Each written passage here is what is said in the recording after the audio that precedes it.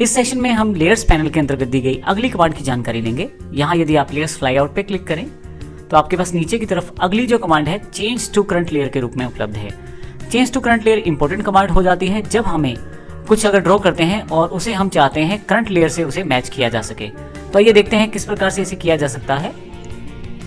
इसके लिए सबसे पहले मैं यहाँ से रेक्टेंगुलर लेयर सेलेक्ट कर लेता हूँ जो कि पहले से सिलेक्टेड है। आप चाहें तो यहाँ से सिलेक्ट कर सकते हैं किसी और लेयर को भी।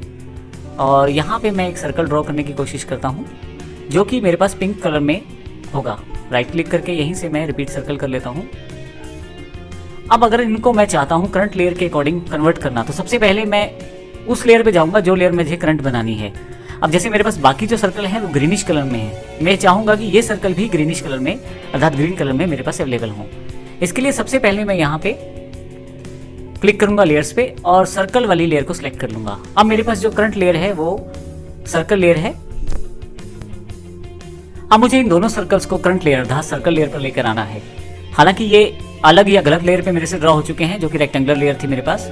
मैं लेयर्स पैनल पे जाऊंगा, यहाँ से मेरे पास कमांड है चेंज टू करंट लेयर, मैं सिलेक्ट कर लेता हूँ।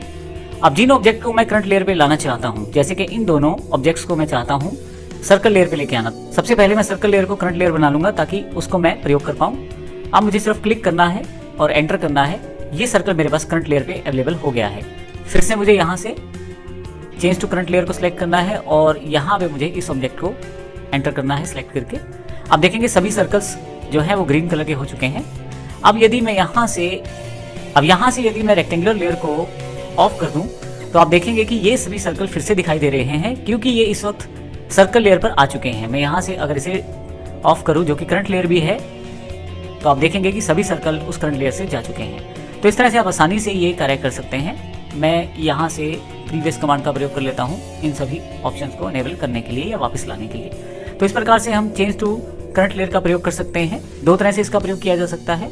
अगर आप किसी और लेयर पे ड्रॉ कर चुके हैं तो उसको अपनी लेयर पे लाने के लिए, और यदि आप किसी दूसरे ड्राइंग की प्रॉपर्टीज को अपनी ड्राइंग से मैच करना चाहते हैं जो अलग लेयर पे है तो भी आप क्लिक करके इसको मैच कर सकते हैं।